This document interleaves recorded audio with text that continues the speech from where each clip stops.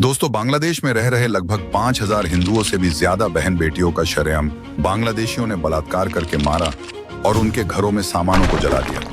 दोस्तों, बांग्लादेश में जब से शेख हसीना ने प्रधानमंत्री पद से इस्तीफा देकर भारत आई हैं, तब से बांग्लादेशियों को भारत के ऊपर भड़ास सी छा गई है तथा बांग्लादेश में रह रहे हिंदू भारत में घुसने का निरंतर प्रयास कर रहे हैं। लेकिन भारत की आर्मी उनके सभी प्रयासों को असफल कर दे रही है और बांग्लादेशी हिंदुओं के हर प्रयास पर पानी फिर जा रहा है। दोस्तों, यह सब देखते हुए भारत सरकार ने बांग्लादेश और भारत के बॉर्डर पर और अधिक सेना को सक्रिय कर दिया है ताकि बांग्लादेशियों के साथ साथ कोई आतंकवादी और घुसपैठी ना भारत के अंदर घुस जाए। पूरी कहानी क्या है, आइए विस्तार से समझते हैं। दोस्तों, भारत के पड़ोसी बांग्लादेश में हालात अभी भी सामान्य नहीं हुए हैं। प्रदर्शनकारी हिंदुओं के घरों और मंदिरों पर अटैक कर रहे हैं। ऐसे में बांग्लादेश में रह रहे हिंदू भारत आने की कोशिश कर रहे हैं। लिहाजा सैकड़ों की संख्या में बांग्लादेश नागरिक और हिंदू कूच बिहार में भारत बांग्लादेश बॉर्डर पर एकत्र हो गए हैं। सभी लोग बांग्लादेश के हिस्से में पड़ने वाले क्षेत्र में खड़े हुए हैं और बॉर्डर पर कंटीले तारों की बाड़ लगी हुई है। सीमा पर भारी संख्या में बीएसएफ की तैनाती की गई है। दोस्तों, बॉर्डर पर एकत्र हुए बांग्लादेशी नागरिकों को संबोधित करते हुए बीएसएफ के जवान ने कहा कि अगर आप सभी बांग्ला भाषा समझते हैं तो मैं जो बोल रहा हूं वो आप ध्यान से सुने। हमें पता है कि आप लोग जिस समस्या से जूझ रहे हैं, हम सभी उस समस्या को समझते हैं। आप लोग यहाँ आए हैं, ये विमर्श का विषय है। ऐसे समस्या का समाधान नहीं होता। हम लोग अपनी मर्जी से आपको अंदर नहीं ले जा सकते और अगर आप लोग इस तरह से शोर मचाएंगे तो हमारी बात नहीं समझ पाएंगे। तथा बीएसएफ के जवान ने बांग्लादेशी नागरिकों को समझाते हुए कहा कि हमारे यहाँ बड़े अफसर भी आए हुए हैं और उनकी ओर से मैं आपसे कहना चाहता हूँ कि एक दिन में इस समस्या का समाधान नहीं हो सकता। हमारे बड़े अफसरों ने आपके अफसरों से बातचीत की है और उनकी ओर से यानी आपके अफसरों की ओर से मैसेज आया है कि वो इस समस्या का समाधान करने की कोशिश कर रहे हैं। इसलिए आपसे निवेदन है कि आप लोग आज वापस जाएं तथा कूच बिहार से बॉर्डर की जो तस्वीरें सामने आ रही हैं, उसमें दिखाई दे रहा है कि बांग्लादेशी नागरिक कंटीले तारों के दूसरी ओर खड़े हुए हैं। बॉर्डर के उस पार एक नदी बह रही है। लोग गर्दन तक पानी में खड़े हुए हैं। वहीं शिवसेना के नेता मिलिंद देवड़ा ने ट्विटर पर एक पोस्ट किया कि बीएसएफ के अधिकारी बांग्लादेशियों को लाउड स्पीकर का इस्तेमाल कर ये समझा रहे हैं कि वे अवैध रूप से भारत में प्रवेश नहीं कर सकते।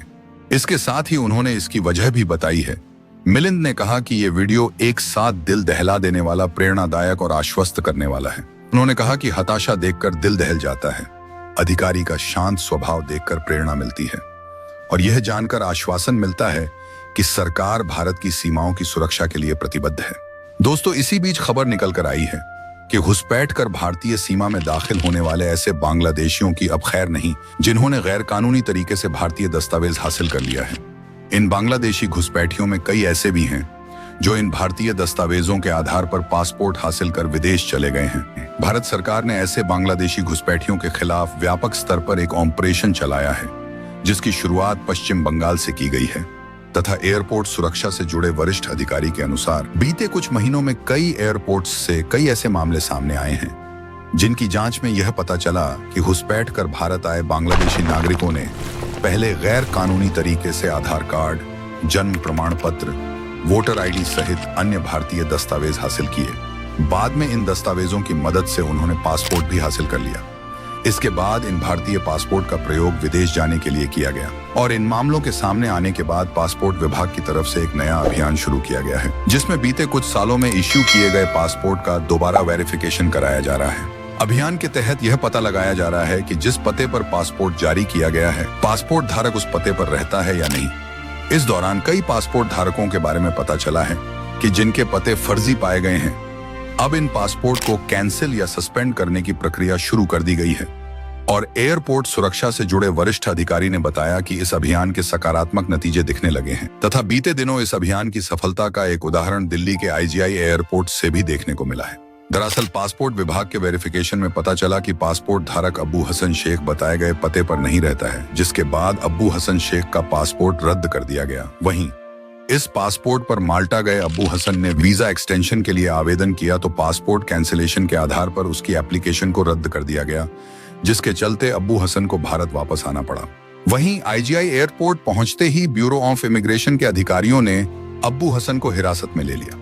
पूछताछ में यह बात सामने आई कि उसका असली नाम मोहम्मद साकिब हसन है और वह मूल रूप से बांग्लादेश के ढाका का रहने वाला है और 2021 में वह नदी के रास्ते गैर कानूनी से भारत में दाखिल हुआ। इसके बाद उसने अनवर हसन नामक एक एजेंट की मदद से आधार कार्ड, पैन कार्ड, जन्म प्रमाण पत्र हासिल किया। बाद में उसने इन्हीं दस्तावेजों की मदद से भारतीय पासपोर्ट हासिल किया और दुबई होते हुए माल्टा चला गया। आईजीआई एयरपोर्ट पुलिस ने इस मामले में मोहम्मद साकिब हसन सहित अनवर हसन को भी गिरफ्तार कर लिया है।